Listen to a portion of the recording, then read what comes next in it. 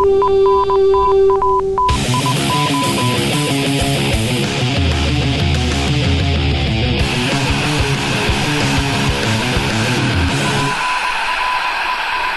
to Norse Code, the #1 podcast for your Minnesota Vikings. I am your host and producer. My name is James Pagoshnik. Thank you so much for listening. And on the other end of the tin can and string, I'd like to bring in our analyst. He is a co-host. He is a fantastic writer for the Daily Norseman, along with other blogs on the internets. He is Arif Hassan. Arif, how you doing tonight? I'm good. How are you? I am doing fantastic. This is episode 100 of Norse Code. We're celebrating. We have 3 guys on the show this week, so let's bring on our third host. Let's bring on Dusty. Dusty, how you doing tonight? Hey guys, how are you? We are ready to roll. We have a Vikings victory to recap. We are number one in the NFC North. We have unseated the Packers for the lead in the division for the first time in what seems like ever. And we have all sorts of random things to talk to you about. But you know what we haven't done in a really long time? We haven't done a number of the week. Can we start off episode 100 with a number of the week, Dusty? We can give it a shot. I mean, honestly, since you're driving the show, there's literally no other reason for me to be here. So I'm gonna execute it on the number of the week, and then probably take off until the mailbag. I'm gonna try to kill the fly that's flying around my studio. I'll let you know if I succeed. But number of the week. So I have several. You mentioned for episode 100, what possibly could the number of the week be? Well, so this is episode number 100, but this is not the 100th episode per se. What? I know, shocking, right? Longtime listeners will know that many of our episodes from the first season ran a little long. That's putting it mildly. And consequently, a lot of them were split up into 2-parters, but they were not, numbered separately. So if we're being truly shallow and pedantic about it, episode number 100 is technically the 124th episode of Norse Code. So this is an entirely made-up, meaningless milestone that we are celebrating right now with this. Blaspheme! Blaspheme! I will not celebrate meaningless milestones. Wait, but also all of these milestones are meaningless. I mean, it's based on the base 10 system, which we have because of the number of fingers that we have. I mean, 100 is as arbitrary as 124. It's a milestone. That's fair. So episode number 100, we'll do a little number of the week for you. James first guest hosted an episode of Norse Code, episode 4. I made it a whole 3 episodes before needing to tag out. Before your laptop went rogue and we had to step in? It's true. It was one of the CIA destabilizers in Syria, I guess, is what I've heard. I've only gotten postcards from around the world addressed to me from my laptop, so I just have to guess. I like how when I was originally brought on for to assist with the show, because you and I had an idea for doing another show, and then you would talk to Arif, and it seemed like this was going to happen, and you really sold me on the idea of the show by stating, "It's okay, James, you don't have to be back on the air. You don't have to talk to people."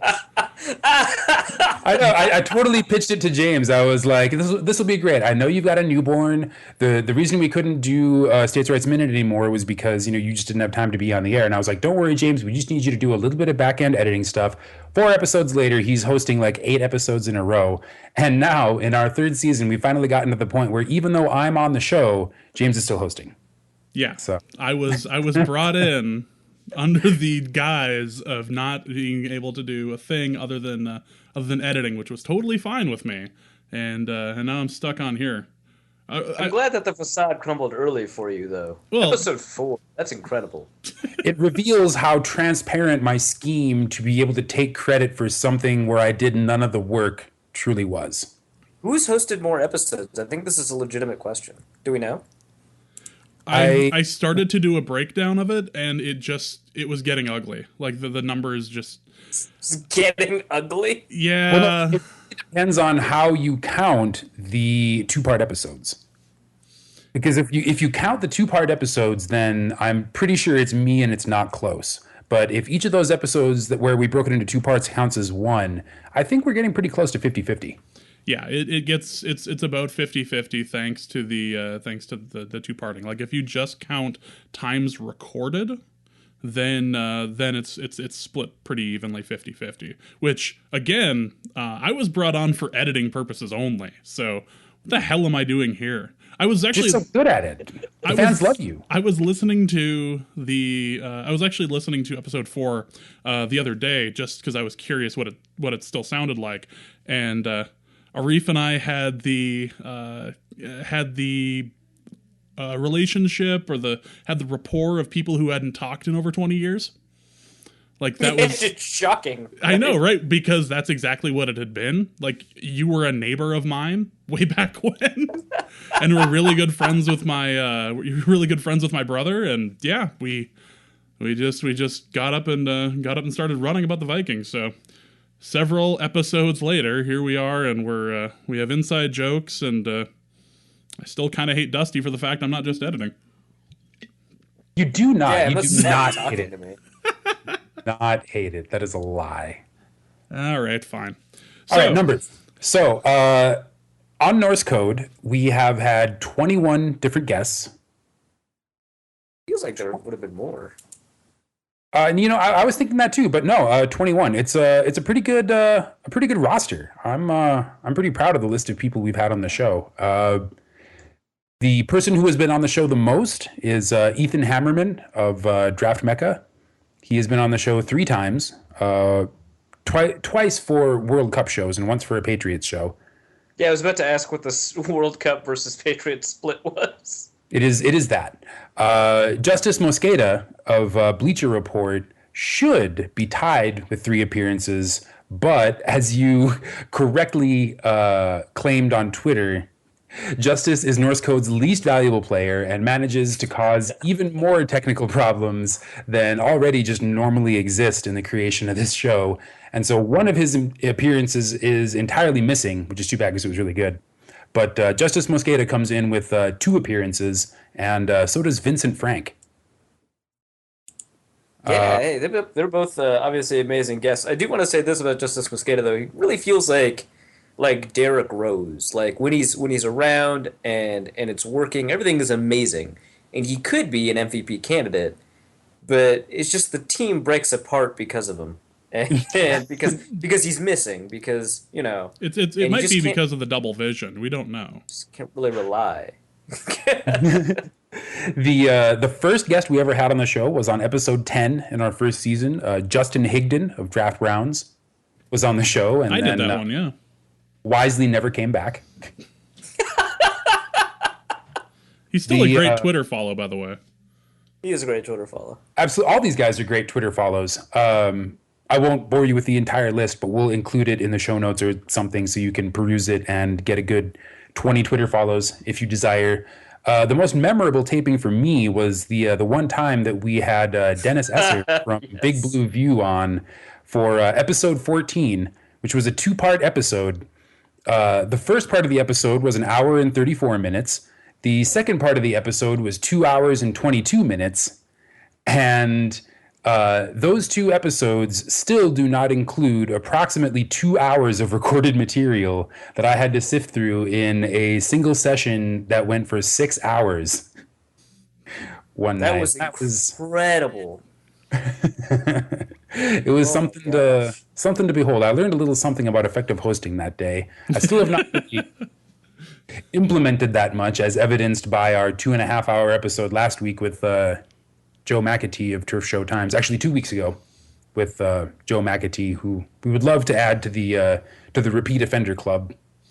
I think my favorite show that we've ever recorded was the draft show from this last year, where you were actually in town to record. So you were in my studio ish here, and we had Arif, and then we had our guest whose name escapes me for some reason, and it was a great show. It's actually our most listened to show with nearly 2,000 listens. That was the one with Luke Inman. Yeah, Luke. Oh yeah, yeah, Luke Inman. And you and I were sitting here, and Arif and Luke were riffing, and it was great. But we were laughing at the newly christened studio dick butt. Yeah, you and I kept looking at this picture that had been mailed to me by a mutual friend of ours, and we kept pointing to it and like falling over laughing, but keeping the mic muted. So the amount of sheer laughter happening in the back, like we were in a really good mood by the end of that like episode. Like there was no like tired or anything. We were just busy laughing that whole freaking time. We were the two kids in the back of math class, passing a picture of dick butt back and forth, while a tag team lecture about the 2015 draft went on beside us. It was a really good episode, and it was a really good picture of dick butt. So, yeah. It's as good as any can be. If I had to pick a favorite episode with a guest, I would say the one where we had quant coach Kevin Bragg on the show. That was our second season. No, that was first season. But yeah, that got to be. It was less about individual game performance and more about coaching strategy and like really digging deep into different coaching philosophies and the effects they can have on play calling, all that stuff. So if you ever get a chance, go back and listen to the quant coach episode.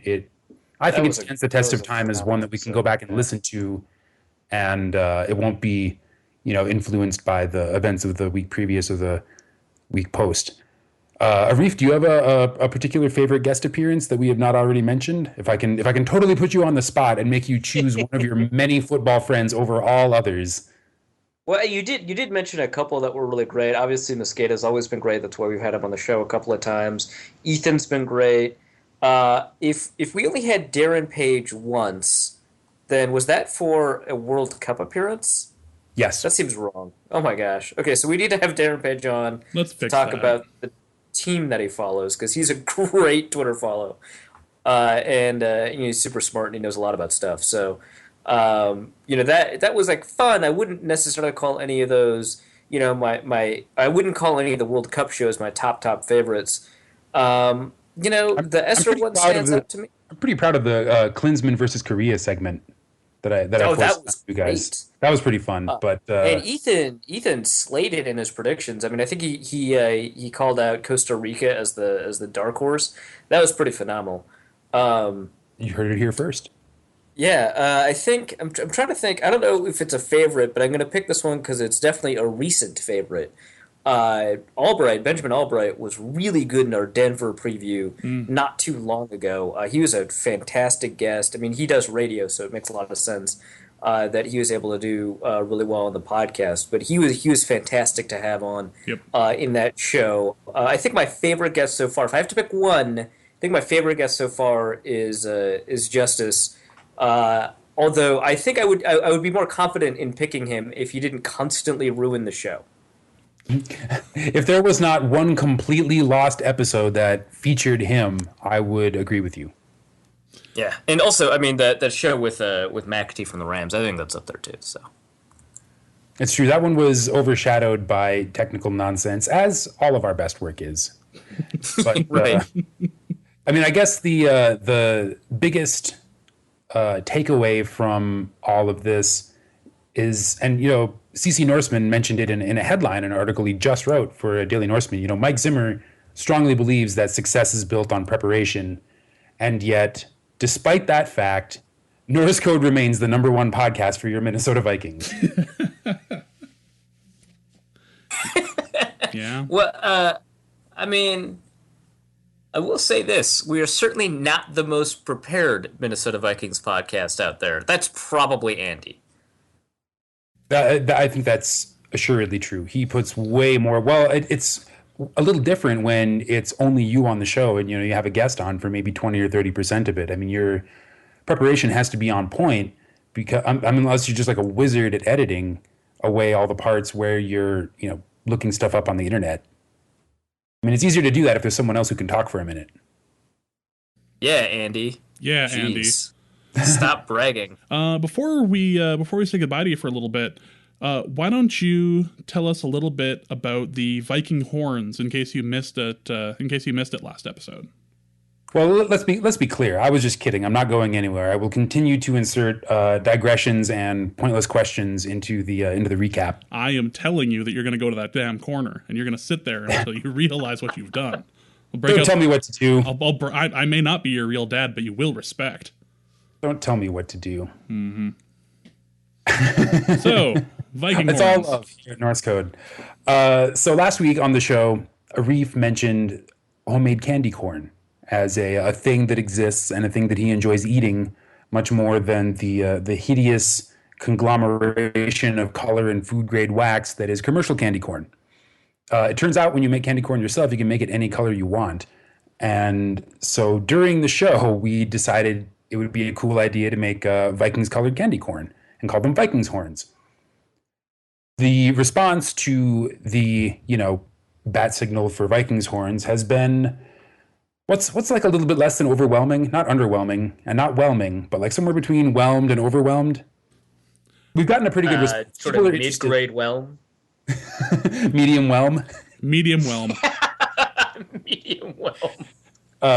So we have been medium whelmed by the response to the offer of Vikings horns. If you would like a tiny bag of purple, yellow, and white candy corn that you can call your own, that will hopefully sour you on the commercial kind forever, then please email your physical address to norsecodepodcast@gmail.com, and we will fire up a batch of Vikings horns and make sure you are included. I will note that we did not ask for this specifically in last week's episode, but nearly everyone who has requested Vikings horns has offered us a donation of some kind as a bribe. We had John Judich, a regular contributor to the mailbag and fan of the show, contribute $10 along with his address. And Eric Burton also would like some Vikings horns and became a patron of the show via our Patreon page at patreon.com/NorseCode at the $2 a month level. So thanks to you guys, your candy is on its way, sort of. And we promise not to sell your address unless a higher donation comes in. So you want to make sure that donation is high. So if somebody offers us more money for your address than you gave us, then all bets are off. So no, that's if come someone on. That's manages to buy addresses at $2 a pop, they're the worst direct mailers in existence. It's true that that is extremely unlikely. So you can feel safe trusting us, responsible, prepared souls that we are, with your physical. Just know that you're safer if you give us more money. That's how it works. That is how it works in the real world. I mean, come on. If you would like to donate to the show, you can do so at norsecodepodcast.com. You can go to the bottom of the page. There's a little donate button there. You can also go to patreon.org. Is that right? .com/NorseCode. Yes. You can go ahead and go to patreon.com/NorseCode as well to help out, to become a sustaining member for the show. We certainly appreciate all the listens, all the messages over the last couple shows. We've done a lot to improve our sound quality. We hope you appreciate that. And we're going to keep going with this format through the year. And maybe it's the format that's helping the Vikings along. I don't know, but we are on a real nice winning streak, and it is certainly nice to be covering a winning team and to not have to do ads or any sort of weird bumpers or any sort of sound quality crap in the background to cause us to have to interrupt the show. We like to do a straight show from you, and we like to do it without ads or anything bad. So thank you for listening. We really do appreciate it. And I think it's time to move on to the show. I feel like there was a game that we should recap, and I feel like a test was passed by the Vikings in beating the Oakland Raiders. I just want to point out right now, before we get too far into it, that I correctly picked the winner and Arif did not. Congratulations, I Dusty. think that means you have Victory lap. You have more faith in the Vikings than Arif did, which also means that Arif hates the Vikings. That's how the hot takes work, right? Like I can just spew off that clearly this means that Arif doesn't care about purple people. Yes. No, that's true. That's a good point. Yeah, why don't you I cover am a it? hater and I am blind to reality. Why don't you cover a team that you like the Seahawks? Yeah, if you love Cam Newton so much, why don't you marry him? Why don't you go become the sixth Carolina fan? Are you a Carolina truther? Do you believe that they're still undefeated? 8-1 undefeated, baby. That and one thing is the dumbest thing I have read in some time on the internet, and that says something. But I read there's a Deadspin article where there was a Facebook comment where somebody went, yeah, we're undefeated, we're 6-1, and then like it just blew up, and now they're undefeated at 7-1, and it's just dumb. It's amazing. Oh, it's obviously dumb, but it's amazing. It's horrible to watch because, I am a good 15 years removed from high school, but it's like there's these, trolls on Facebook that come in and, post about how the Panthers have a loss. And of course, all the true Carolina fans are like, no, they're undefeated. And they get really upset at these people who are, saying that the Panthers lost a game when this is it's obviously not true. Like it's just an obvious like hacky troll attempt. But the true fan base or some members of it just get so upset by this that it just feeds the trolls even more. And so now what just started out as like one innocuous comment. Now there's people that don't even care about like the Carolina Panthers coming in and being like, oh yeah, 7-1, woo, 8-1. And the peanut gallery is displeased. Like they're like telling people to Google it, and they're like, no, we're definitely undefeated. Just Google it, man. It's not that hard. It's like, I don't trust Google. I use Bing. Well Bing's wrong. So good. When I read that, I immediately posted to the two of you, what the hell did I just read? Like it hurt. It hurt my soul. So let's move on from that, and let's talk about Minnesota beating Oakland. This is a real. So I think this was like the perfect Minnesota game. Like if you were playing Minnesota Vikings Blackout Bingo for like everything that you wanted to have happen, this game would have it. You had Cordero Patterson with an 87-yard kickoff return for a touchdown. You had Adrian Peterson breaking off like a 70-yard run for a touchdown. 80. You had 80-yard, excuse me. So many yards. I just can't keep track of them all. 203 yards for Adrian Peterson, in fact. And you had Teddy Bridgewater occasionally throwing a deep ball and completing. Yeah, no, it was definitely a very maybe I don't want to say ideal because we could talk about Teddy Bridgewater a little bit more in a little bit more detail in a second. But yeah, it was definitely like sort of like, yeah, this is what a Vikings game looks like. Cordero Patterson returns a kick for a touchdown, which hasn't happened for like a year and a half or whatever. But it's just like, it's something that you kind of want to see because it's Patterson. And then Peterson goes off as if it's 2012, the nerve, and Bridgewater is efficient. I think is a good way to put it. Although when a lot of people say efficient about a quarterback, it's an insult, and in this case, it is definitely not an insult. It's like being a game manager. Exactly.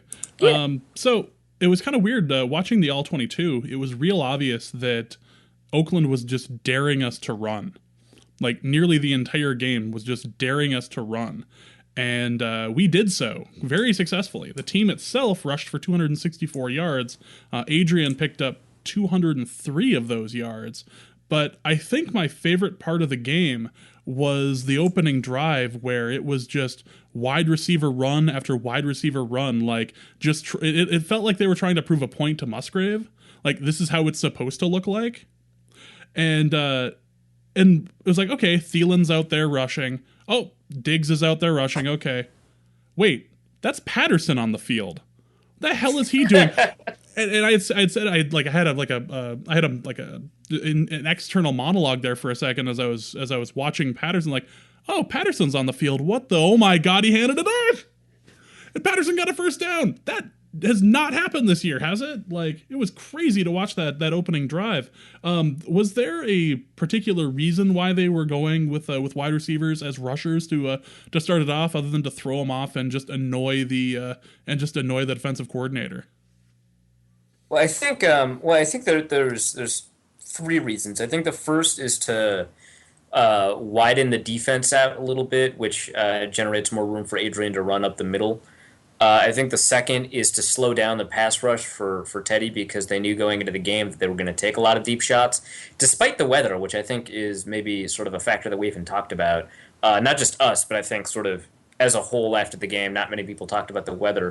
It was huge. There were like 20 to 30 mile per hour crosswinds that made deep passing difficult. But if you can widen the defense and slow down the pass rush, you just have the ability to, to throw deep and then run up the middle, which is kind of sort of maybe the bread and butter of what North Turner wants to do. And I think the third reason is they probably just saw something on film that Oakland would be particularly weak to this sort of thing. And I mean, for the most part, it seemed to not suck. So, yeah. It was fun to watch, especially Patterson breaking it out, because it was just like, really, Patterson, that you're actually you're going with that, not Johnson or anything. You're going with Pat. All right. we sure, man. We got a bunch of questions, either last mailbag or the one before, about how do we best get Patterson back into the offense. Like, okay, maybe they're listening to the show. All of a sudden, Patterson is busy, and then he has the return too. Like, oh well, this is clearly Patterson's best game since 2014. Jesus, the beginning of that game definitely needed Jim Ross calling it. Like, that man has a family. Who is that? That's Cordero Patterson. So let's talk about Teddy Bridgewater. That was a really interesting performance. I don't think that a lot of people could call it good, but you definitely could say that he was rushed nearly every time he dropped back. Yeah, well, in that game, he was under a lot of pressure, and he was under enough pressure that he moved up from second to first in dropbacks under pressure. He's under pressure, according to PFF, on 53.6% of his snaps, and some of that, of course, I think has to do with Teddy. I mean, when we were watching the game, it certainly looked like Teddy was taking way too long in the pocket, and when you go back to the All-22, actually there was a lot of design behind that, and that he was waiting for receivers to come out of the breaks and then also be open, and that wasn't happening. But he still needs to get rid of the ball in those situations. I mean, he got sacked 4 times, right? But a lot of it I think has to do with Norv Turner, and a lot of it has to do with the offensive line. TJ Clemmings had a really bad day. We were all talking about how he was improving, and maybe he still is improving. I mean, it's just one game, right? But he had a really bad day, and then Matt Khalil had a pretty mediocre day. I think Harris, if I remember correctly, did not do well. Despite how well he's been doing all season, and, so stuff like that happened, and there was a lot of pressure that Teddy was under as a result. I mean, being pressured on over half your passes, I mean, it's stunning, kind of, and it's really obnoxious, honestly, because it really inhibits the offense in a lot of ways. So, yeah. He's under pressure sort of all day throughout the game, and for the most part, I thought his response to that pressure was pretty good, for what it's worth. How about the wind? You'd mentioned the crosswinds, and again, the All-22 would show that they were just daring us to run because they had effectively caused all receivers to not really have an opportunity to catch a ball, other than Kyle Rudolph, who had that atrocious drop in the first quarter. But why don't you take us through the weather and the defensive scheme that they had tossed at us, because it looked like there just was no good way to beat them through the air. Yeah, no, so I think, and the weather was a bigger problem, I think, in the first half more than the second half. So, that's something that you want to take into account when you're taking a look at it. But no, for sure, it was kind of weird. Watching the game, you're like, well, Teddy's taking a long time. Is no one open? That's like really unusual because, this is the 32nd ranked defense in passing yards given up, which is not the same as, the 32nd, worst passing defense. By DVOA, I think they're actually average in passing defense, and I think by adjusted net yards per attempt, it's somewhat similar too. So it's not as if this was actually an average passing defense, but we were told by Raiders fans, we were told by media, that this was actually not a very good pass defense, and so the idea that these receivers were just simply not getting open was kind of unusual. Yeah, by net yards per attempt, they're 17th, so league average basically, that's just. that was like really hard to believe. But then, you heard Wenzel say from the press box, actually, I think those receivers are pretty well covered. And you see that, and so that that's kind of curious because Teddy was taking a long time in the pocket. And then I think Kean Fahey, good follow. He was talking about a 2 on the all 22, and then a couple of people who were not Vikings fans, Andrew Garda on Twitter, Cole Rightly, who's a pretty good follow at Cole Rightly. They both said the same thing, that Teddy was struggling to find open receivers because they weren't there. So I took a look. Eric Thompson also tweeted a lot about it, and he has a couple of gifs to that effect. I think Eric and I are a little bit more pessimistic than those other three in terms of what Teddy did versus what he received from his receiving core. But for the most part, yeah, they were pretty well covered, and a lot of it has to do with there's a lot of cover 2, a lot of cover 4. And in that respect, it's very difficult to get open deep because there's a lot of defensive backs back there. There's not that many receivers back there. They knew how to play in cover 2 and cover 4. I mean, Teddy always had to watch out for Charles Woodson, of course. And then that allows, because that takes safeties out of the box, that allows Peterson to get some pretty good looks against 7-man boxes. And it wasn't until later in the game that we saw 8-man boxes and 9-man boxes. Of course, he breaks that 80-yard run against a 9-man box. But early in the game, Peterson was getting some pretty good chunk yardage, and a lot of that had to do with blocking advantages. Even when Vikings were in pretty heavy sets, when they were in 2 tight end sets, they even had some 3 tight end sets out there.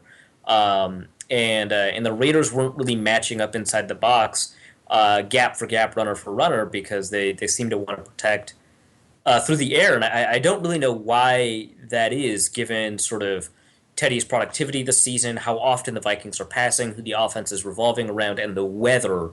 I wouldn't bias myself that much to protect against the pass if the weather is gonna be basically an additional defender for you. But that's what happened, and as a result, a lot of people. I mean, basically everyone who's looked at the all 22, which I mean, it's just kind of surprising to me, but everybody who's looked at the all 22 has concluded that Teddy actually he played a lot less bad. Maybe better is a weird word to use because he didn't play spectacularly or anything. But I thought he had a pretty decent game. He played a lot better than a lot of people said he, came away with as a result of the broadcast tape. Yeah, and looking at the total, he got 140 yards for 9 different receivers. Okay, but at the same time, he didn't necessarily need to be throwing for 400 yards. I think we were only down for about 14 seconds in the game. So it's... Yeah, I think the official stat is like 13 seconds, 14 seconds, so yeah. Yeah, and that was thanks to the Cordero Patterson return, which that sort of thing used to only happen to us. Not, we would be the ones who would run it back, but they would run it back on us. So there's a lot of weird reverses happening this year. Like, I'm just not used to watching some like special team success after somebody else scores. Like that's just altogether weird. Maybe it's too many returns from Chicago years ago. I think Chicago is just like poisoning the well in terms of what we expect out of special teams units, and I think it will for a little bit longer. But yeah, no, for sure. And when you say that Teddy had an efficient day, this is definitely one of the instances where he didn't accumulate gaudy statistics, like he said, 140 yards. I think it was his second lowest yardage total of the season. And a lot of that has to do with the fact that the Vikings were virtually never playing from behind, certainly not when they had the ball. As a result, there's not much reason to pass.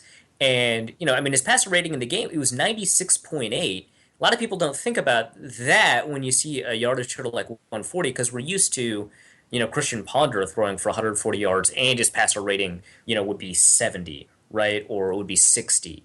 And it's because he had an inefficient game. And Teddy here, he had a decent completion percentage, 63.64. That contributes, of course, to passer rating, which overvalues completions. He had, maybe not a spectacular yards per attempt. I think he had 122 attempts. He had 22 attempts. So that's like 6.4 yards per attempt. But he also, you throw in a touchdown in there.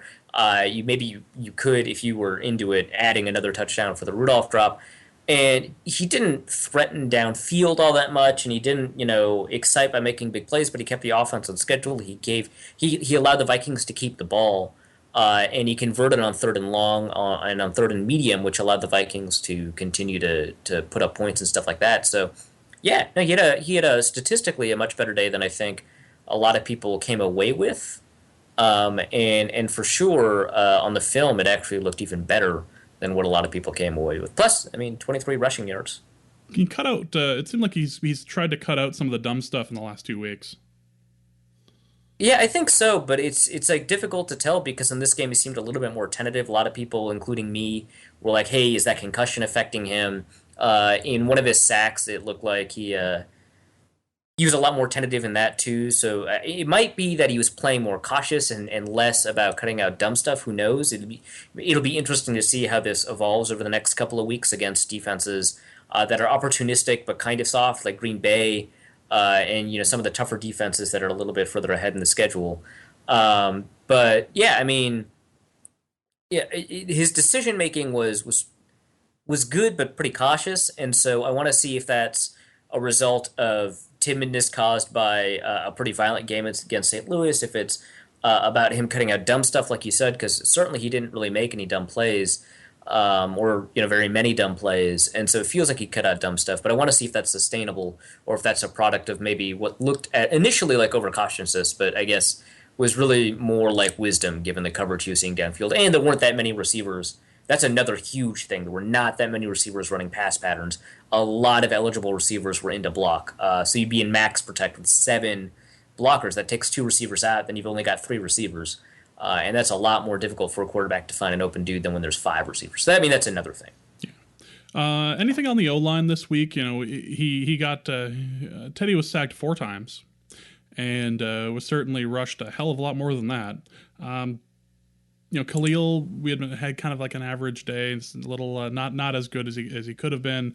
TJ Clemmings did not have a very good day. But the O-line is still holding together, and surprisingly, it doesn't seem to be having the same problem that the rest of the league is having with people going out because of injury. So, do you feel like this is still gelling, or are there still parts that need a little bit of work? No, I think there are parts that need a little bit of work, but I think that in terms of the offensive line coming together, I think that as a run blocking unit, I think that they're almost across the board improving and playing with more chemistry, which is something you definitely want to see. As a pass blocking unit, there's still a lot of problems. I mean, like we said, Khalil had a lot of struggles in this game, and again, I love this version of Matt Khalil over the one that we've had the past 2 years. So all criticisms are relative when it comes to this, but for sure, if you want to talk about some of the liabilities that we had today, some of it did come from Matt Khalil. But I think that everything is kind of overshadowed by TJ Clemmings, who I thought, I mean, he had an awful game, and I think he was late to react. He didn't know who was going to rush. There's a point where it seemed like he didn't know what his assignment was. And that caused some pretty significant problems. I thought Michael Harris had some issues, which, again, unusual given sort of how good a season has been so far. But I think that the offensive line is generating better chemistry, but I think that from a pass blocking perspective, they need to be more consistent. And I think Clemmings is the biggest part of that. And then some of the other things that'll pop up. So Michael Harris may have a bad game from time to time. Brandon Fusco had a fine game, but you're kind of worried going forward if he's going to be consistent. And then Matt Khalil was, of course, inconsistent. So I think that's the issue, and I think that the offensive line could be improving, but from a pass protection perspective, we didn't really see that against Oakland. Apparently the team is not listening to the show because our mantra is and will continue to be keep Teddy alive, and it didn't feel like they were doing that on dropbacks.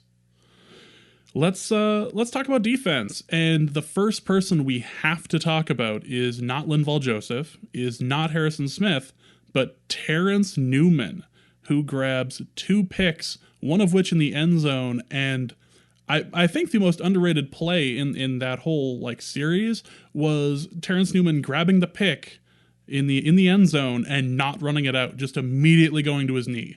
Not trying to do anything stupid, not trying to run it back, just taking the knee and going, all right, we're going to the 20. I'm not going to do anything else. He had some old man skills out there.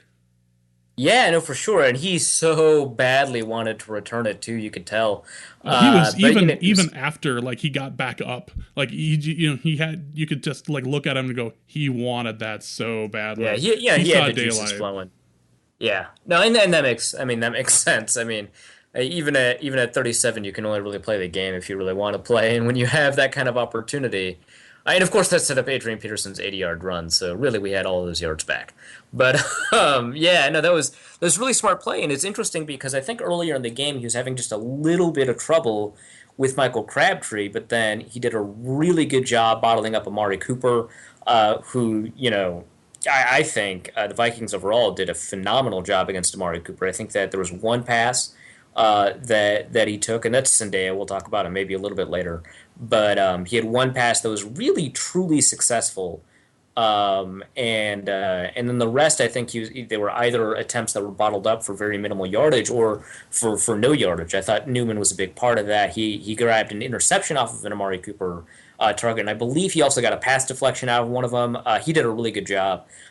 So early in the game, he's having maybe a tiny amount of trouble. Then the Vikings played a little bit more off coverage. He's a little bit more comfortable with that, evidently, and he did a really good job capitalizing on some of the mistakes that Derek Carr was making. So, for sure, Terrence Newman, I think it's unquestionable that he's the player of the game. I suppose you could give it to Adrian Peterson. 200 yards doesn't happen every single day for most running backs, but I mean, neither does two interceptions, and I think those two interceptions were more critical to the win than at least 80 of those 200 yards. So yeah, no, he had a phenomenal game, and a lot of it has to do with really sound fundamentals, really savvy play. Basically, every stereotype that you have for a really old but good cornerback, I think applied to Terrence Newman today, except he's actually quicker than a lot of 37-year-olds. So It was funny listening to the interview with Mike Zimmer afterwards when he was asked about Terrence Newman, and he was asked, "Is this the guy that you expected to have?" And he's like, "No, no, we signed him up expecting something good, and this was not what we were anticipating for his for how good he was." right. Well, and coach specifically referred to him as a kid. Like while he was talking about him, I was like, oh, all right. That was funny. I really enjoyed that. These 40, 50-year-old kids. He's like Brett Favre. He just looks like a kid out there. He just wants to play. Yeah, Terrence Newman, the defensive Brett Favre. Aw, that's too bad. Harrison Smith had a pretty good game and just a nasty hit on that was on Cooper, right? Yeah, that was on Amari Cooper, and if he hadn't had a welcome to the NFL moment until then, I suppose Harrison gave him sort of a belated welcoming gift. We just talked about Terrence Newman. Terrence Newman was the one to help up Amari Cooper afterwards and like just double check he was okay. It's like, man, they hit hard, don't they? This isn't playing Arkansas, man. This is the NFL. Go back to your side of the line and dust it off, and the mean Harrison won't touch you again for at least 3 seconds. that was astounding.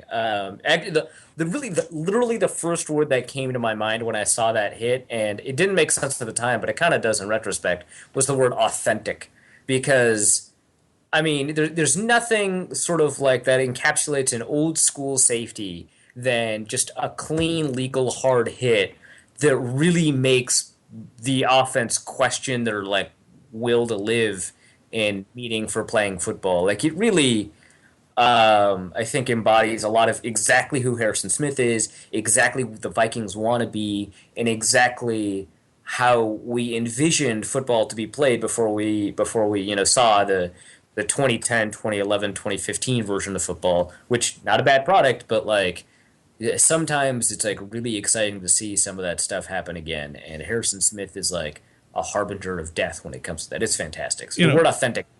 We've brought up the comparisons to Palomalu style hits, but these are just a lot more. These just seem more clean than Polamalu hits, which would involve a lot of the times helmet to helmet.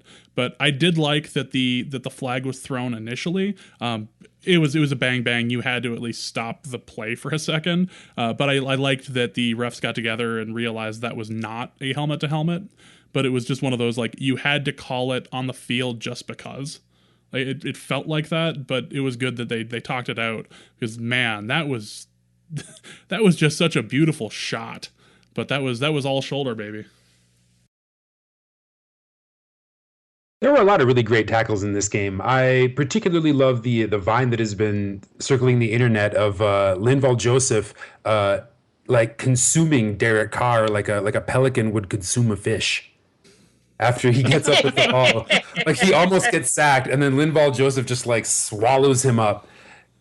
He's like, I'm like watching it now. It's so beautiful because you see Carr getting up and he thinks he's going to get away, but ow. Like could somebody like superimpose the audio for like the Darth Vader like unveil in episode 3 where it goes no, like as he's I was actually thinking of a completely different Star Wars reference when in Star Wars Episode 1 when the giant fish is eaten by the even larger fish while they're going through. That's exactly what I thought of. There's always a bigger fish. There's always a bigger fish. Really, you're gonna fish is Linval Joseph. You're gonna bring up a scene with Jar Jar? Really? That's where you're at? That's what we're doing. The scene has Jar Jar theoretically in it, but the scene isn't Jar Jar, so I'm okay. You're just one of those. You're just one of those people who's like read enough online where it's like Jar Jar is like an evil like person in the new like series, where you just happen to believe that. That is an incredible fan theory, and I will not hear slander about it. You're just feeding into that. That's all you're doing. You're bought hook, line, and sinker into this nonsense. Ugh. Darth Banks forever. So, Linval just feasted again. Linval is having a hell of a year this year. And Joseph followed up his season-high 10 tackles in the game against the Rams with 8 tackles against the Raiders, a sack, and a forced fumble. Was anybody happier than Linval Joseph that they weren't starting their actual like start number 1 center? Like Joseph, there was the picture of him on the sideline, the GIF with him just licking his lips, like just ready. Like that had to have been him before the game too. Like tasty quarterback. Oh man, they're not playing their center. Oh, this is gonna be a good game for Linval Joseph. I just assume he speaks in third person. More fish for Linval. No, yeah. I mean, he had a phenomenal game. It was interesting because before he really got started, someone tweeted I think it was at Doogie, so at Darren Wolfson, hey, when's Linval going to show up? And Darren Wolfson's like, what are you talking about? He's having a really good game. He's just not showing up on the stat sheet because he's occupying double teams, hurting their run lanes, and making it very, very difficult for them. But after Wolfson was like, no, he's actually doing a pretty good job. It's not showing up in the stat sheet. Linval started showing up on the stat sheet in an extraordinarily positive way. Like you said, 8 tackles, a sack, a forced fumble. It was just incredible. And, we talk about the tackle stat a lot here on Norse Code about how there are issues with it. But I think that for defensive tackles and nose tackles in particular, if you're not compromising rush lanes, that tackles can be a pretty exciting stat, and they can be somewhat predictive, at least for the defensive line. And I think for a nose tackle like Linval Joseph, I mean that's stunning. And so he's just tackling everyone. He is tackling literally every player on that field as much as he can, whether he's tackling 2 guys at once and just slowing their progress, or whether he is actually eating quarterbacks for breakfast. He is everywhere you want to be. Yeah, he's what is that? American Express? No, Visa. You want to be? That was an old Visa ad. Oh, it's Visa. Seinfeld confusing me. As it did an entire generation. But we're not talking about Seinfeld. We're talking about Linval Joseph. And let's talk about Chad Greenway for a second. Yeah, he had somehow managed to put together another decent game. Yeah, he's not doing too bad, and they had him playing just about every down this game. Yeah, I think this was his first game starting at middle linebacker ever, which just like feels hard to believe. but that's where he's listed. That's where he played a lot of his downs, and he had a pretty good game. It wasn't as good as his last game, but we can't hold himself to his own standards, I suppose. It was a very good game. And I thought he did a good job, especially adapting to different, set of tackling angles. I thought he did a good job of diagnosis and run defense. He does have a negative run defense PFF grade. He did get blown up a little bit once or twice. I think it was a pulling guard that got him on one run, and I think it was just a straight ahead center guard block that got him on another run. But for the most part, I think that he actually did have a pretty good game, and he got pressure on the quarterback too on a blitz. He got stops. He got tackles for loss or tackles at the line of scrimmage, and he was pretty sound actually in coverage. So I thought Chad had another good game, and I think that my vision for Chad was that he would play middle linebacker with Kendricks on the outside and Barr on the outside, and I think that maybe this could potentially be a step towards that. And if it's not, still it was nice to see Chad do that. It was real interesting to watch his role in the last couple of games just change just a little bit, and having him play. He's not returning touchdowns or he's not returning interceptions for touchdowns or anything yet. He had his one this year. He's good, but he's definitely showing up this year. Though the name that keeps popping up when we're watching the Vikings is Sendejo. It seems like a lot of the plays that are big, that are against us, tend to be plays where he is the direct defender on the offensive player. I know, more like Andrew Sendejo, right?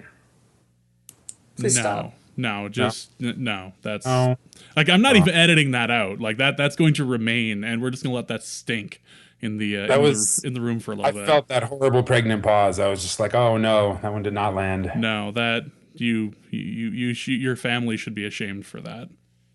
Well, if it makes you feel any better, I killed the fly. That does not fix. You killed Jeff Goldblum? Jesus Christ, man! What did That's he awful. do? What did he do to you? One of the greatest actors of our generation. Sendejo. Let's. We will get back on subject, or we will die trying. Okay, This is what good hosting looks like, Dusty. Yeah, no, I think Andrew Sendejo was who he was, which is unfortunate. It wasn't actually just the deep shot to Amari Cooper that was a problem, where he got burned by getting his face crossed by the receiver. And he's also just a step behind. But also, I think there was a play with Seth Roberts, who is evidently a person. Yeah, I mean, I watched Seth Roberts. Evidently a person? That's what you're going with? Well, I mean, it's like the time the Vikings got burned by Preston Parker. Like, yeah, okay, he's an NFL quality receiver, but really, it's the same thing. But like, yeah, I don't know. It's the Vikings tried to hide Sendejo, and for the most part, it kind of worked. But when it didn't work, it did not work pretty spectacularly. And when you get to the point where you're attempting to cover for your safety, I think that, I mean that's where you are. You have to find a new safety. If it can't be Sendejo, and it evidently cannot be Blanton, and if Exum isn't there yet, then that's like priority number 1, 2, or 3 going into the draft. And I'm guessing it's probably number 2, because I think the offensive line is dropping in priority after they get healthy again. And I think that they're going to try to figure out the receiver position. So I would not be surprised if the Vikings were very, very strongly considering targeting a safety very high. And I think Andrew Sendejo is why, because he can't keep up in coverage. He takes bad coverage angles. I think false steps is a phrase that scouts use, and I think that's what he has. Because he certainly has the natural athleticism to do what he needs to do, but he doesn't have the movement ability when it comes to actually getting to where he needs to be. And that was another example of it. And it wasn't like he was stellar against the run or anything. Is there so it's not like he had a makeup quality. Is there an analogous term in football to being crossed up in basketball? Because it kind of looks like that's what happens to him. Like when he'll move downfield with his receiver, and then the receiver will take a step and he'll bite on it, or, he'll hesitate for a second, or he'll just, lead with a wrong step, and then it falls apart. It's almost like he's getting juked out of his shoes. Yeah. Yeah, I don't know if there's a football specific term for getting AI'd, but I think but I think false steps and stuff like that basically covers it. Yeah, That's what you call it. Yeah. It's just bad footwork, false steps, things like that. So, anything else on the defensive side of the ball? It was a pretty good performance.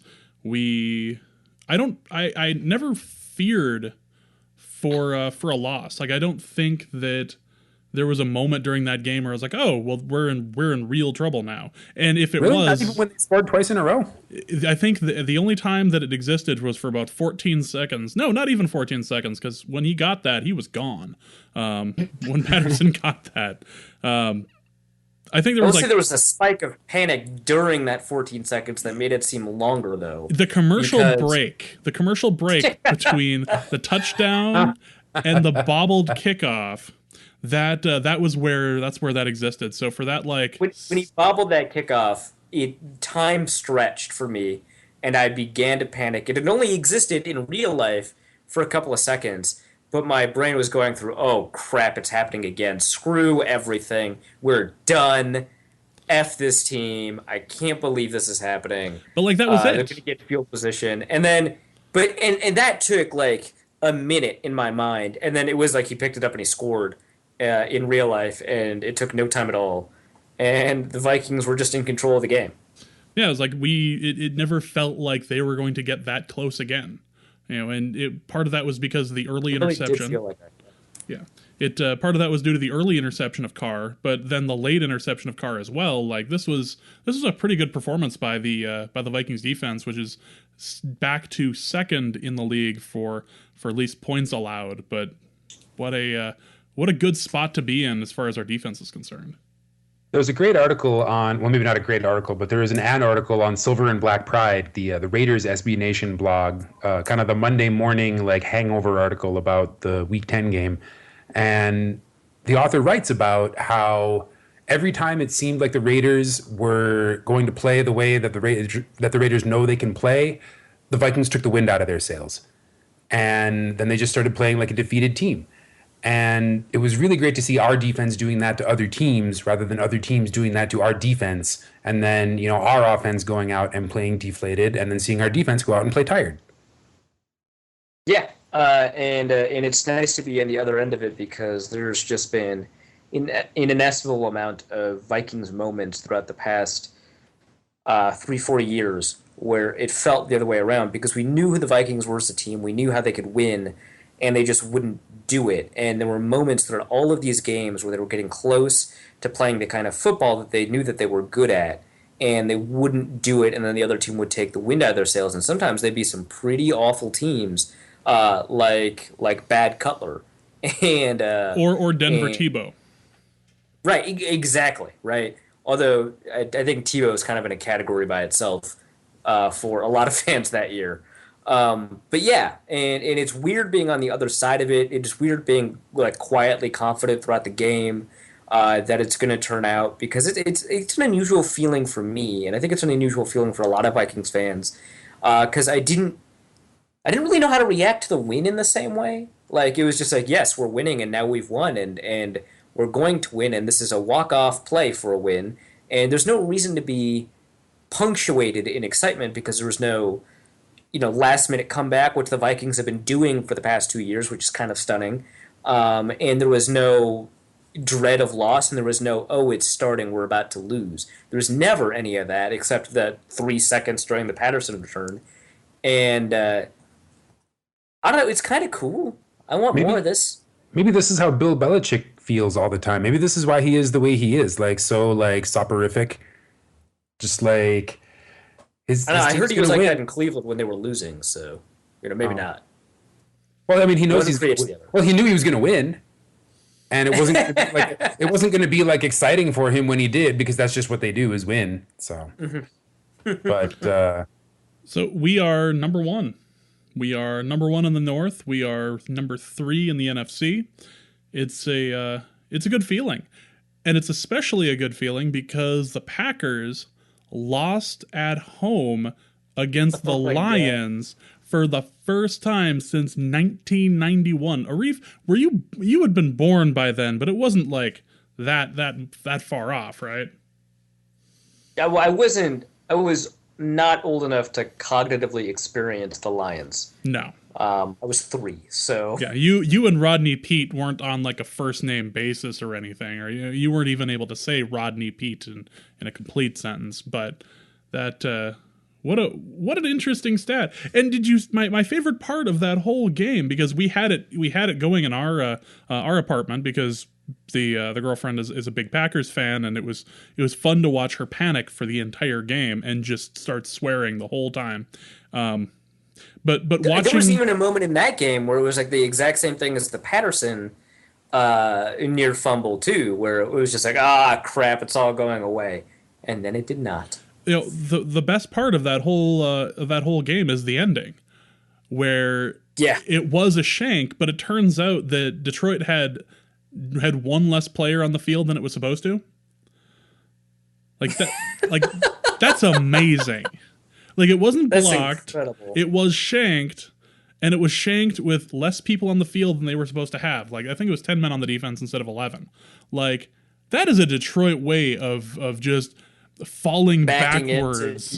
Falling backwards into a win. I think Green Bay should be charged 2 losses for that game because they functionally lost it twice. It's true. Oh my gosh! Like, not only did they bungle the 2-point and then go behind on the field goal, but then, I got it backwards. Detroit kicks the field goal. Green Bay scores, bungles the 2-point, kicks the onside kick, kicks one of the most amazing onside kicks I've ever seen.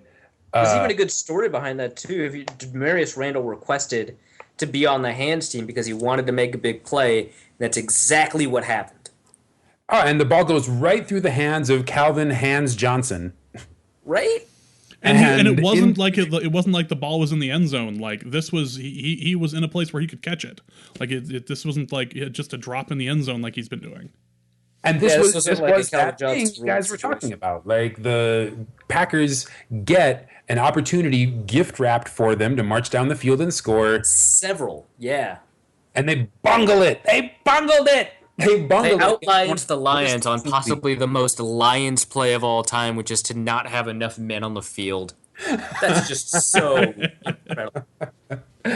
So the Lions pick up their second win of the season against... By the way, their first win against another division rival, the Chicago Bears. So the Vikings, who have already trounced the Lions twice, now can thank the Lions for racking up these unusual divisional wins.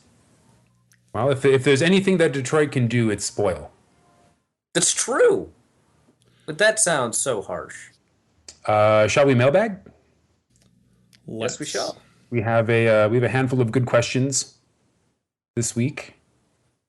Starting out with Pater Theist, I believe. At Pater 220-85521 on Twitter. Hopefully he does not get any angry emails from the Twitter anti-spam team. He is obviously a real person, as he is writing us this question. Given our DVO rank is so low, is DVOA seeing something the fans aren't? Is this cause for concern? Well, I've actually mentioned this on a couple of episodes, and it's super interesting actually, because, and I also mentioned this I was just on a podcast called Taking the Timeline with Derek Lawson and Matt Johnson made an appearance too. They're both members of Draft Twitter, and the thing is that Teddy Bridgewater is doing a lot better in context-dependent grading and systems. So if you take a look at ESPN's Total QBR, which I have trashed on the show, which you've trashed on the show, but which has a shockingly good success rate in terms of predicting future wins, they're supposed to account for context, things like whether or not you move the ball past the sticks, whether or not the receiver dropped the ball, whose fault it is for a sack, They incorporate rushing yards, things like that. So they're supposed to account for a little bit more than most traditional statistics. So they have Teddy ranked pretty high. He's in the top 15, and at some points during the year, he was in the top 5, usually in the top 10. Same with Pro Football Focus. Teddy Bridgewater is in the top 15. For most of the year, he was in the top 10. But other statistics, passer rating, I think he ranks 21st. Adjusted yards per attempt, he ranks 23rd. DVOA, he ranks even worse, I think, than in both of those. 27th, maybe? Those are outcome-dependent statistics that require us to know the outcome of the play, and that's about it. And in those, Teddy is doing a lot worse. And it's an interesting split, and it's one I'm going to discuss a little bit more in an article that I said I would publish 2 days ago, but I'm almost done right now, so maybe I'll publish it by the time it shows up, as I say, maybe every episode. But Teddy does do a lot of things really well that don't show up in the statistics, but that do show up in a lot more, context-specific grading. So, yeah, I'm not worried about Teddy. Maybe I shouldn't say in the slightest, but, for the most part, I'm definitely not worried about Teddy. And I think that he's actually playing, pretty well. But, yeah, I think that most of the time, for most quarterbacks, a low DVOA is something you have to worry about, but I think there are specific reasons why you wouldn't have to for Teddy, even though that's like maybe the most homeristic thing you could say. It doesn't feel like he's backsliding. Like it doesn't feel like that anyway. I don't know if we're getting much better than we were last year, but much better play anyway, but it doesn't feel like he's backsliding or anything. Yeah, no, for sure. I think a lot of people just expected him to continue the level of play that he had in the last 5 games of the season, and we warned against, that sort of expectation, but it's very difficult to see a player play really well for a stretch of time and then go back to above, actually, their average level of performance, beforehand. So, yeah, I think that he's definitely not backsliding, and I think that he's actually playing a little bit above what he did for most of the season last year. So yeah, I'm not too worried. I think he's improving. Well, all right. DVOA can continue to be predictive and also suck it, I guess, is what we can take away from that. That's the lesson here. Kyle Segal writes us, thank you for asking. We actually asked him specifically to be on the show, and then when he declined, we asked him if he had any questions, and he says, actually, yes, thank you for asking.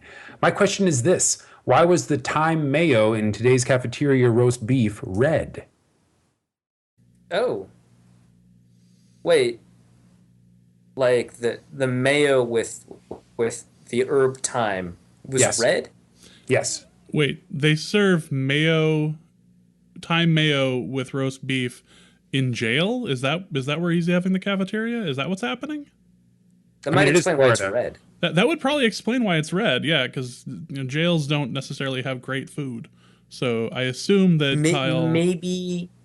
Maybe some of the oil in the mayo was replaced with roast beef juice. No, actually, the correct answer to this question is that thyme oil is often red, and they probably made the mayonnaise with thyme oil. Wait, really? Yeah. I'm Googling this right now. It's called, look up red thyme oil. Google image search for red thyme oil. I'm just Googling a search for thyme oil because you'll pollute the results. There's 3 different kinds. There's garden thyme, white thyme, and red thyme. Make sure to use Bing. Red thyme? Make sure to use Bing because Google's you're gonna have to find it on Google. Don't use Google. You might get results that include too many losses. But yeah, there's 3 kinds of thyme that are like usually used in food. 2 of them are made into oils: white thyme and red thyme. Red thyme has like red flowers. That's where it gets its name. The thyme itself is pretty green, but for whatever reason, the oil that you make from it is red. I don't know why you would use red thyme oil in mayo. That is a somewhat different question that is equally puzzling for someone. When I Googled red thyme oil, the first thing that popped up was toenail fungus. So Kyle, watch out. I think thyme oil is supposed to be like some doofy homeopathic remedy. Yeah, I assume that's not causing toenail fungus, but if your goal is to prevent toenail fungus with thyme mayo, you will probably fail. Well, for multiple reasons, but yes. That is my wildly irresponsible prognostication for this episode. Next question. Zen Cupid at ZenDBP on Twitter writes us, are the Vikings as good as the rank 5 power ranking in ESPN and NFL Network indicates? Well, I don't believe in this team, obviously, as evidenced by the fact that I predicted them to lose. So you thought we were going to lose to the stupid Raiders. That's stupid. You're stupid. God, I'm so stupid. I'm such a hater. No, I don't think they're as good as number 5, but I think they're in the top 10. That's pretty good. I love how... Is it like hating to be like, yeah, I think that they're overrating us now, but we're still a really good team. Watch out. I love how last week, maybe 2 weeks, it was actually 2 weeks ago that Dave Rapocchio like immortalized you in comic book form. Like nobody wants to be on the Vikings bandwagon. And now, right after the Raiders win, I can find no fewer than 3 articles on the internet in a very quick Bing search that are like, oh God, here come all the Vikings bandwagoners. Now that we're 7-2, oh my God. Man, I don't know what to tell Vikings bandwagoners. Watch out, I guess. You're in for a rough time. I say welcome. Please join us. We need to spread the word. More people need to know what this is like. Yeah, I have no issue with bandwagoners for the most part. I think that people complain about them a little bit too much because a lot of people join the team as bandwagoners. Moss fans in '98, offense fans in 2009, etc. But man, I just want to warn them, man. I don't care how you get here as long as you come. Yeah, and don't be a dick. I think that's the biggest problem with bandwagoners is that they feel like dicks. And then also, like, the other problem is that you don't feel like they're as entitled to their joy because they didn't go through the suffering. But that'll come later, so long as they stay on the bandwagon. If they stay on the bandwagon, they'll most likely get the dysentery that we all got. Yeah, for sure. You have died of cholera. I also think that there's an element of like people who have been long-suffering Vikings fans. Like, oh God, here come the bandwagoners. Like they're secretly reveling in the fact that there are bandwagon fans and not just, a bunch of other long-suffering fans with bleak souls who immediately do what you did and think, oh God, here we're going to Viking it up again. Here we go. They bring a sense of unbridled optimism, which is refreshing but confusing. Exactly. It's like working with...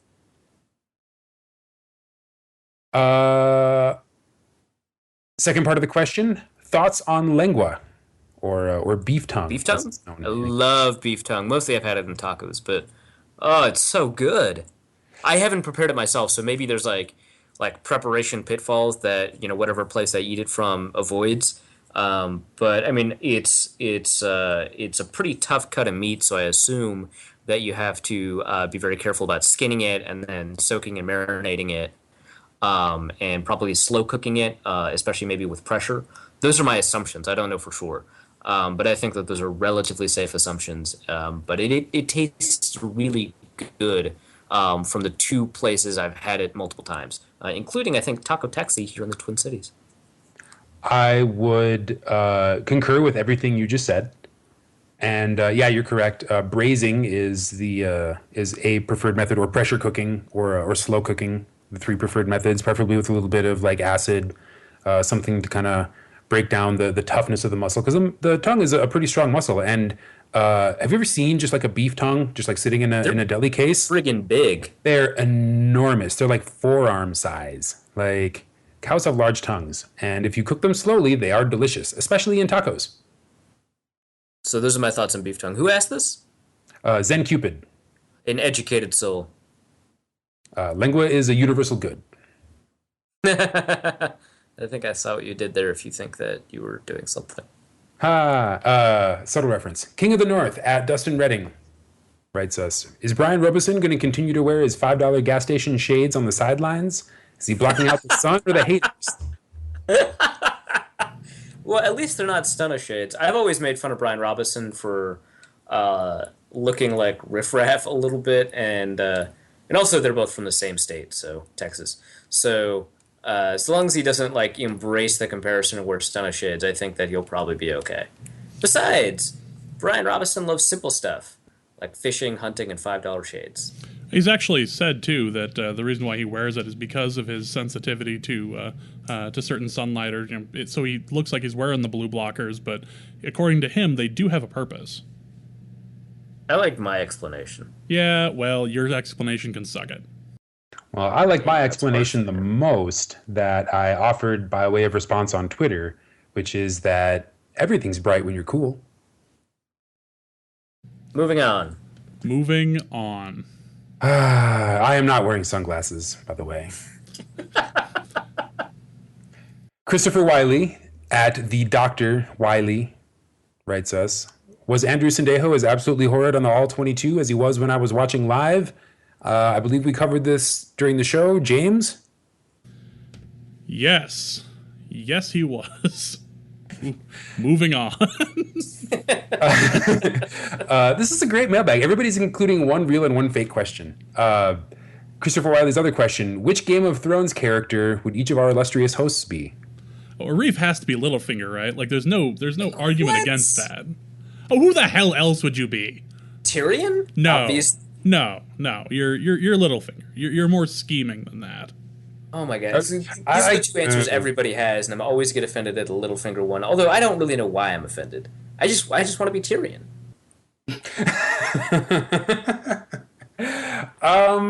Man, those are the two choices that I was thinking for you as well. People. But actually my final decision was informed. I was watching some of season 5 of Game of Thrones last night, and the commentary for some of the episodes, if you have HBO Now or HBO Go, is really, really great. And I think what made me finally decide Littlefinger and not Tyrion for Arif is your unbridled, what's the word? Ambition. Yes. Ambition? How am I ambitious? Yeah, I don't know if he's put out enough articles lately if we can call him ambitious. He's too busy setting literally 1,000 DFS lineups every week. That's overextending yourself. I don't have a goal, though. I don't want to be like king of DFS. I just want to like make do. That sounds way more like if I'm ambitious, define my ambition. To make all the money.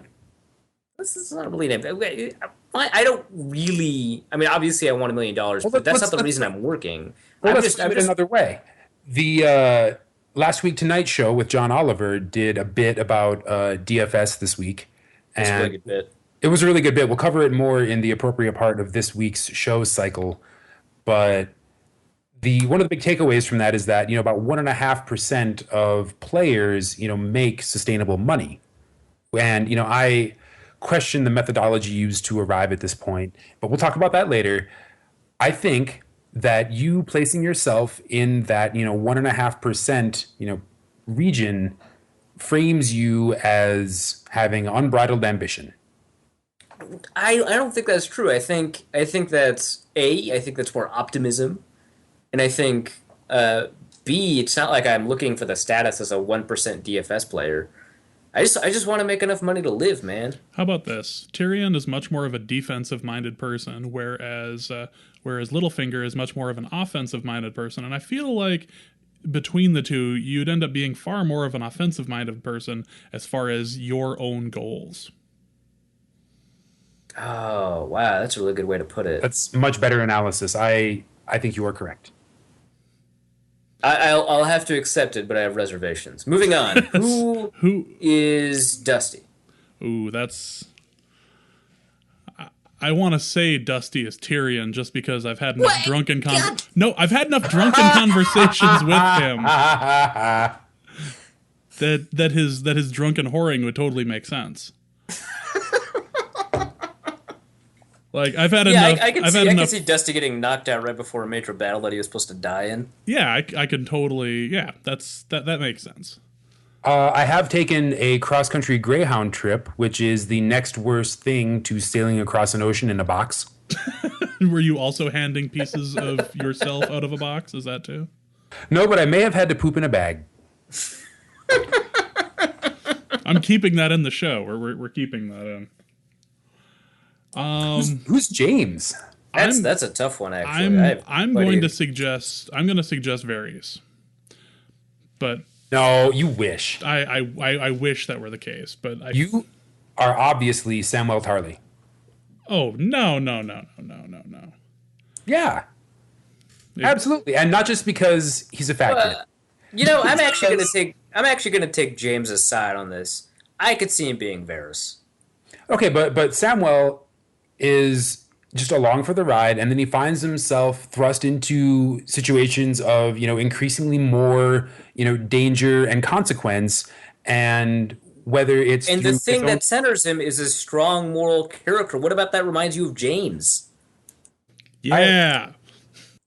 Wait, why are you cheering along? Because it was a point in my favor, but not in my favor, and I'm still taking it. But no, I just think that at least in terms of the show, you have found yourself at every turn with situations fraught with more danger and responsibility than you ever expected, and you have either fallen ass backwards into a solution like Samwell did when he killed the Walker, or you just sassed people until they acted right, like when Samwell sassed the Lord Commander of the Night's Watch when he was hiding under the stairs.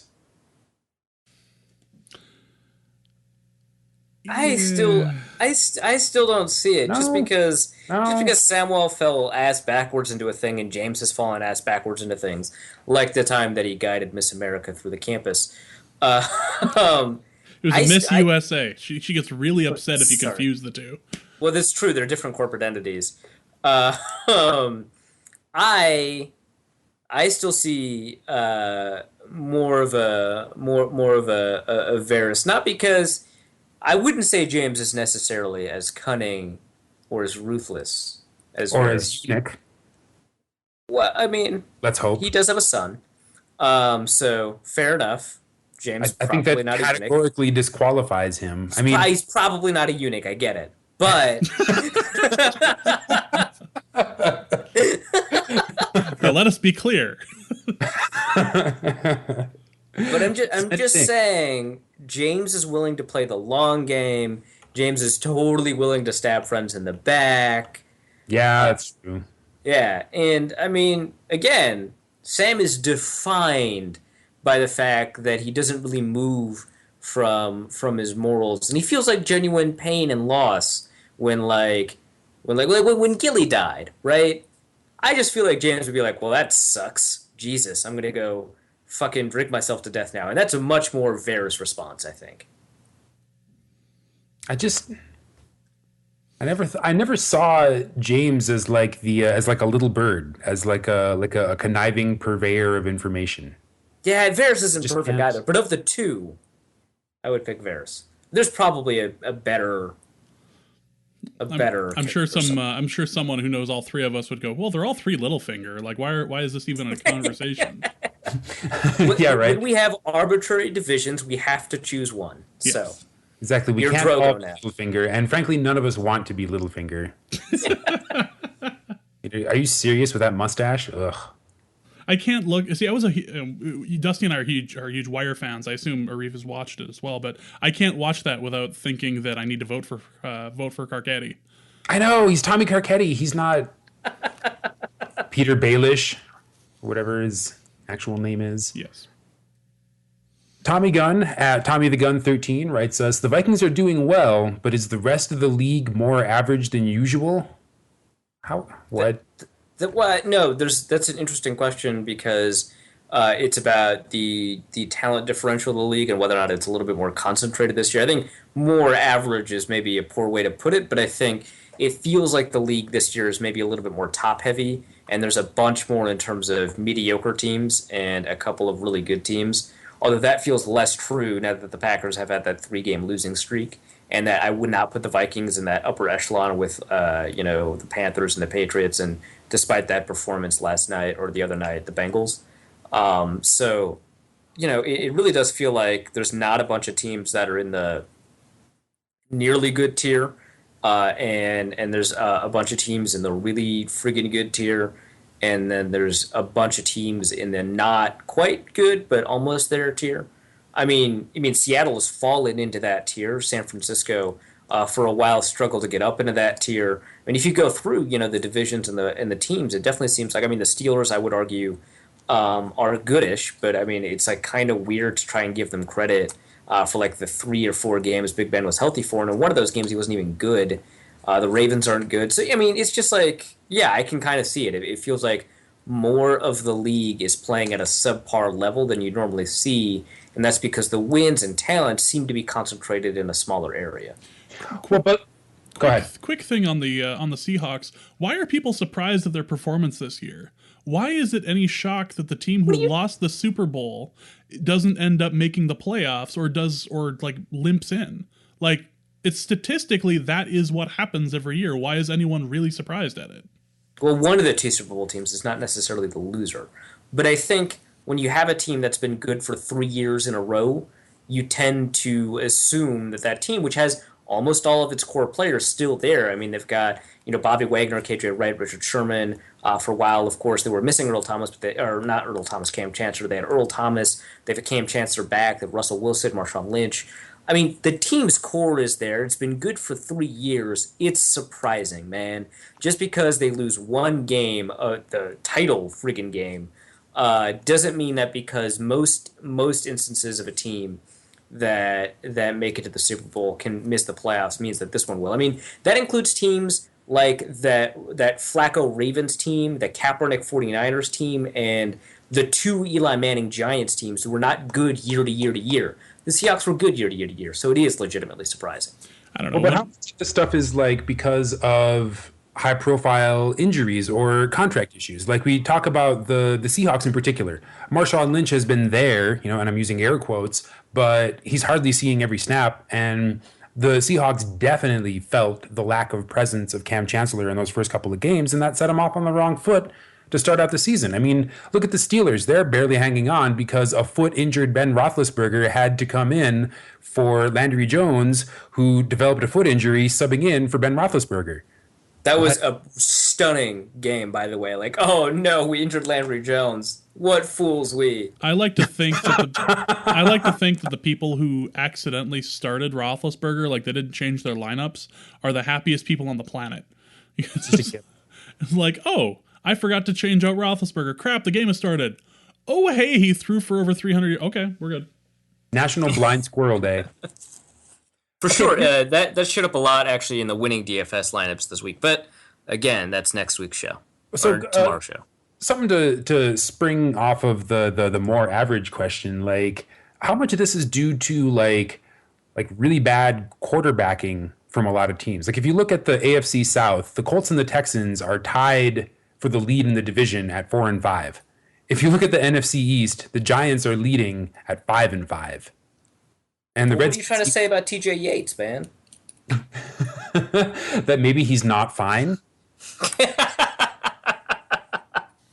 Yeah, no, I think that's part of it. I mean, we keep on talking about the quarterback problem that the NFL has, and a lot of times when we have these like discussions about, oh, this league has this systemic talent problem, usually it's wrong. But I think in this case, it's something to pay attention to, and I think it's manifesting itself in like the AFC South matchups, the NFC East matchups, and to some extent the AFC North. I mean, obviously, Flacco has won a Super Bowl, but he struggled, and then the Browns are doing Browns things, and then the Steelers went through 3 quarterbacks, even though like one of them is theoretically a Hall of Fame. The Steelers have been a mystery rotating cast this whole year, but the only teams that are really crushing it are the Panthers with Cam Newton at the helm, who is having the kind of year that you had been anticipating him to have ever since the inception of this show, and the Cardinals with Carson Palmer, basically doing a 2014 Peyton Manning and taking the reins of the team and leading them to great success. The Broncos are somehow succeeding in spite of their veteran quarterback, whose body has failed him, and he will now finally be put out to pasture. And the Bengals, with a veteran quarterback who, despite having no wins in the playoffs, has been having a career year, if anyone has. And, of course, the Patriots. The Patriots have a good quarterback? I don't know. He's some guy. He's all right. He's Drew Bledsoe's backup. Yeah, okay. Fair enough. Yeah, no, the talent distribution in the league is really weird. I think that's accentuated by the coaching distribution in terms of talent, too. Ron Rivera, I think, is a good coach now. He wasn't before. He's learned. Bill Belichick, obviously a good coach. Bruce Arians, a very, very good coach. And then you've got, like, some issues in terms of coaches. I think Carroll, obviously, is a good coach. And Mike Zimmer's a good coach. But, like, what's going on in the AFC South? Are there any good coaches? I mean, maybe, but Andrew Luck's been playing injured. If depending on which reports you believe, Andrew Luck has been playing this whole season injured, and he is basically the counter argument to anyone who says that all young quarterbacks suck. That's true. Man, I don't know. Everyone says this year is weird. Every year people say this year is weird, but I'm still going to say it. This year's kind of weird. Well, because every year is weird. Every year is going to seem weird when you try to like put all this predictive value on stuff that happens with, so few iterations. When there's only, 16 games, they all mean a lot. And so when weird stuff happens, it has a really big impact. And well, that, and then we get to self-select for what counts as weird, because a different thing can be weird sort of every year. So 95% of things can be normal, and then the 5% stands out. It's like, oh, this year's weird. Like the ref lockout. That's kind of weird. This year's kind of weird. Touchdown Seahawks. You just find a different thing every year that's weird, even though most of the time that specific thing is normal.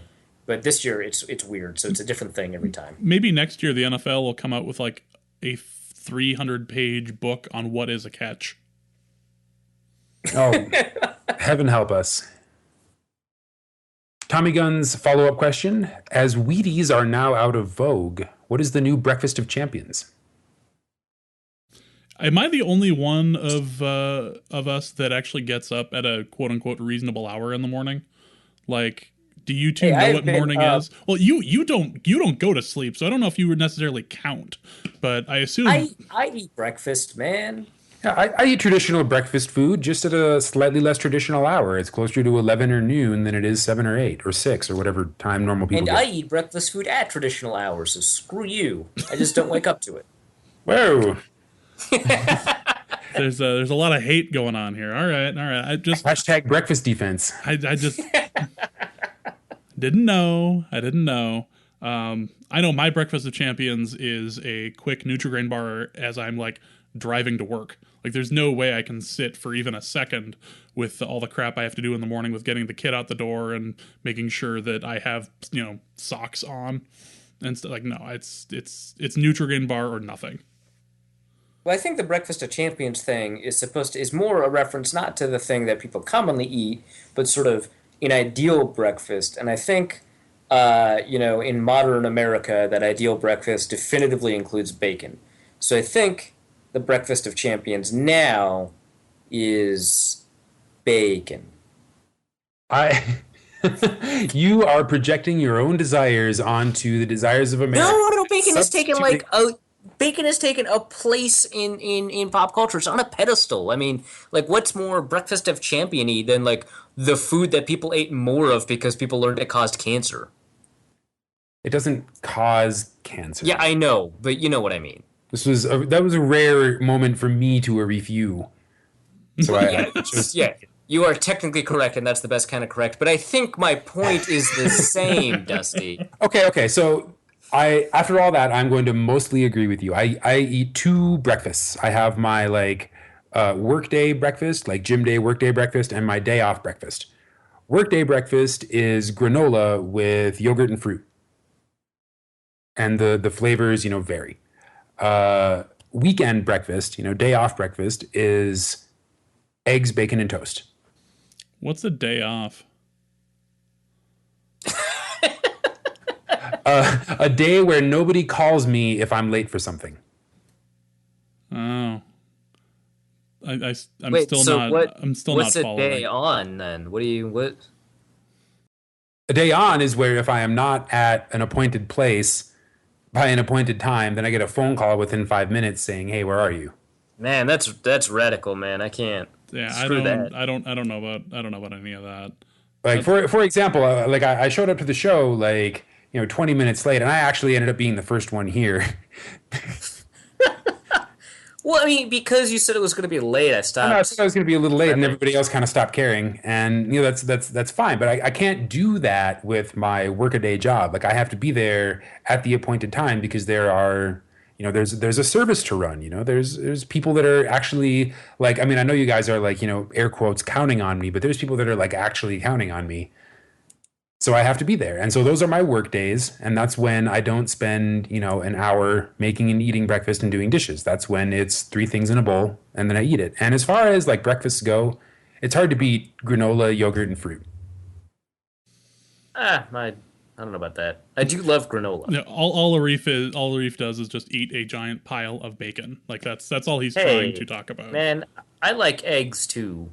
I'm sure you do, but I just like the scenario of you just going, no, bacon is the future. Bacon is the breakfast of champions. Here's a giant plate of it that I've just been gnawing on this whole show. That actually happened at my cousin's wedding. You should ask my brother about that. And remember, my cousin's wedding full of Muslims who think I'm Muslim. So I just this pile of bacon. One's like Arif, and I'm like, yep, and I eat it. Yep, this is happening. This is just going to continue happening this whole day. So buckle up. You're in for the ride. Okay, Arif, let me ask you, do you prefer granola clusters or the like cereal-esque granola? I'm a heathen. I prefer the granola clusters, but I will often replace cereal with granola clusters. So, have you ever had granola with heavy cream instead of milk or yogurt? You're doing your bougie thing again. No, but I'm sure I would enjoy it. Try it sometime. I did it by mistake once, and it was the best mistake. What do you accidentally? It's heavy cream. Well, how hungover were you? I'm just curious.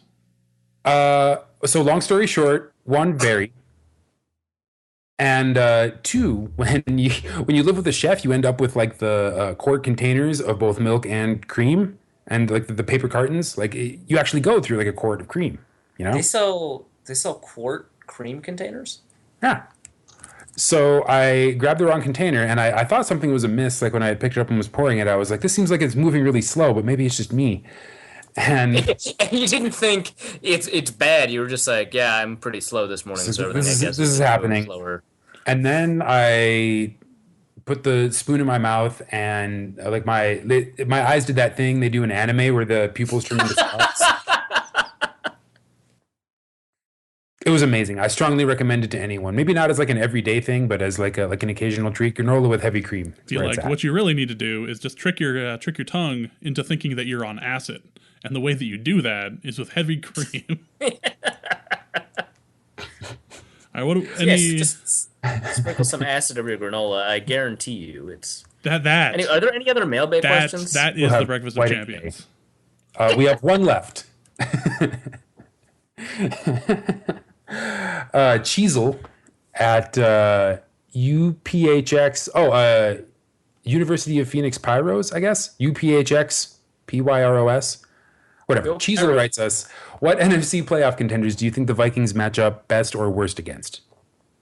Oh, that's interesting. Well, first we got to figure out who the NFC playoff contenders are, right? So that's the Cardinals, obviously, the Panthers, obviously. And then after that, the Packers, right? I mean, you can't say they're not. The Giants, the Falcons. Who? I think Panthers, Falcons, Packers, Cardinals. I was listening to somebody. That's it right there. Somebody was trying to make a point that the Bears could try to make a run. Like, nope. And I made that face that Prince makes in the black sweat video. Like, no. No, that is so not a thing. No. Yeah, well, okay, so let's restrict it to the Panthers, Cardinals, Vikings, Giants, Packers, Falcons, Eagles. That's plenty. The Eagles are foreign. The Eagles and Redskins, no. Rams, no. Come on. Okay, fine. So it's just those 5. So who do they match up best against? I would say a team that is likely to give up opportunistic turnovers when they're on offense, and a team whose defense doesn't stack up well against the run, and I think that's the Giants. I think out of all of those. I think Giants and Falcons are the easy choices. I think the Vikings might not necessarily beat, but would play the Panthers much harder than anybody expected them to. Yeah, I think that's a much closer game, but I think that the kryptonite game would probably be against the Cardinals because the speed of those defensive backs are going to close passing windows, and they're really good against the run. Like, yeah, the Panthers are good against the run too, but they're at least constructed similarly to the Vikings, and so it's going to be a low-scoring, grind-it-out kind of game. But I think the story of the Panthers this year has been Cam Newton, and I would love to see Linval versus Cam. Oh my God, that would be amazing. Back in 2009, when the Vikings were running roughshod over the NFC and everything, the only team there was one team when I was just sitting there just watching, going, man, I don't know about that matchup. Like, that seems inevitable, like it's going to happen, but I really don't know about that. And that was the Saints. And this year, man, that Arizona team, oof. That just, if there's one team in the entire NFC like that I think is just things could go poorly quickly, it's that, especially after watching what they did on Sunday night against the Seahawks in Seattle. Yeah, no, I would be scared of this team because I think the way they match up on offense with those fast receivers, and I think the way that they run the ball is particularly difficult. It has been difficult for the Vikings to handle with those quick backs. And I know Chris Johnson is like somehow transitioned into like a power back. I still don't understand it. And I don't believe it. I want the PEDs that he's taking. Like, I want to take a couple of the things that he's that's the breakfast of friggin' champions, man. Whatever he is doing. Yes. But I mean, like John Brown and Larry Fitzgerald is having a great year from the slot, and even Michael Floyd. I mean, I think that they all match up really well against the Vikings' defensive backs, and I think, the way they run the ball, like I said, Carson Palmer, of course, is having a phenomenal year, and then I think on defense is just how fast they are and how smart they are, and how well they defend the Vikings' strengths and how well they can exploit the Vikings' weaknesses. I don't know, man. That's a tough matchup all around. This is interesting. The Cardinals have scored the second most points in the league so far. They have scored 302 points behind only the Patriots, who have scored 303. Wow, I didn't know it was that close. But yeah, no, I knew Arizona was number one or number two, so. Or I knew it was number two, but. Whew. Tell me I'm not number two. Man, that's after the Giants and the Saints try to score 100 points in a game. Yep. So that's the mailbag. All right. Thank you to all of our listeners for giving us some good stuff to work with. I enjoyed the Game of Thrones question. I knew everybody would want to be Tyrion. Well, yeah, because I mean we're all smartasses, so we want to be the best smartass. Nobody wants to be a midget, though. I think like the rest of his badassness makes up for it. It's true. The drunken whoring I can totally support. That actually mirrors much of my life. James is correct. Shall we get on to our last reborn feature before we wrap it up? We're inaccurate or wildly irresponsible prognostications. Yep, we're bringing it back. Past. Oh wow! It was in the show notes, but I wasn't prepared anyway. I'm shocked. In true Norse Code fashion. So I actually had a few minutes to think about this, and my wildly irresponsible prognostication is that the Patriots will lose 2 regular season games. I don't know how wild that is. You don't feel like they have a one-loss team looking at right now? Okay, I'm not saying it's their schedule. I'm not saying it's probable that they're going to lose 2 games. That's not the point. My point is it is not sufficiently improbable. Although, tell me about their schedule. They will have to bungle it to lose 1. They play the Bills, the Broncos without Peyton Manning, the Eagles, the Texans, the Titans, the Jets, and the Dolphins. Hey man, Rex Ryan always plays it close. Hey, he plays them hard, but that game made me think that the Jets might be something this year, but they're not going to be. And the Patriots ended up winning that first meeting. I mean, the Jets will be at home on December 27th.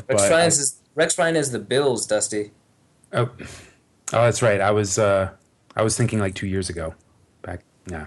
At any rate, the Bills are not even going to come close to beating the They were Patriots. close when the Patriots were at home. 8 points. That's pretty close. Okay, so there's one loss. Where's the other one? It's due to statistics and chance. Yeah, absolutely. It'll be the Titans. It'll just be a real random silly game. Like, oh my God! It turns out that Mariota is going to throw for 800 yards. Also, what if they rest all their starters against the Dolphins? Actually, that was going to be my pick. If they were going to lose any game on this schedule, it would be against the Dolphins. Yeah, and you know what? Hey, man, the Dolphins played them real well. That's a joke thing. For like 6 minutes. They only lost by 29 or by 19 points. All right, Arif, what is your wildly inaccurate prognostication? That Teddy will pass for both more yards and touchdowns than Aaron Rodgers next week. This Sunday. Huh. It's both. It's both. Yards and touchdowns. Yards and touchdowns. That, are you assuming... That's very irresponsible, right? Is that working under the assumption that Linval Joseph just eats the foot of Aaron Rodgers on the field, like just rips it off and just starts gnawing? Linval Joseph took my foot. I think my best chance is through an injury, but we're talking about the Packers, the most injury-prone team in the league. So Very true. That's true. possible. Very true. All right. Well, I am going to go with. I'm going to go with a very special one that seems more and more unlikely every day. In that, I believe that Ben Roethlisberger will be knocked out for the rest of the year at some point in the next 2 games. Like, his body is just going to explode on the field.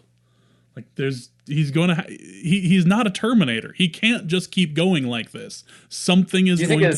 Do you think his body does this thing where it absorbs a certain amount of punishment with no effect, and then once you pass a threshold, all of it comes out at once? I just assume he's Bane at this point and wears some sort of an invisible mask that he just doesn't feel pain as a result until the mask is taken off. Do you think he engineered Landry Jones's injury? Ooh, maybe. No one could have engineered an injury that horrible. That poor fool just got his ankle stepped Bane on. could. It's Bane.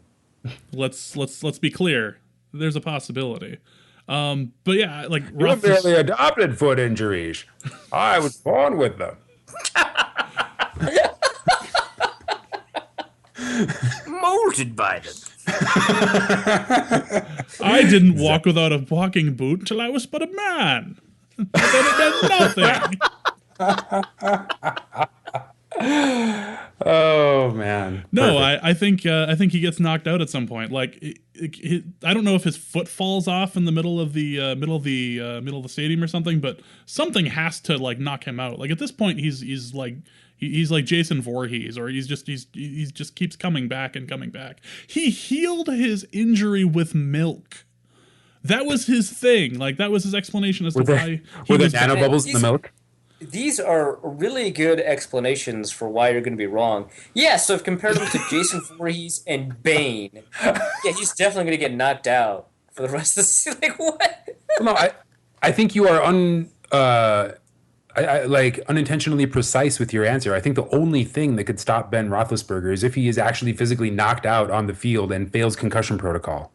And even if that wouldn't knock him out for the rest of the season. I mean, how much far off of Ben Roethlisberger baseline could he actually be? I think he's going to. But no, that's the problem. Is that if he fails the test, he would still probably not even really notice and be like, "Oh, just put me in." Exactly. The ball.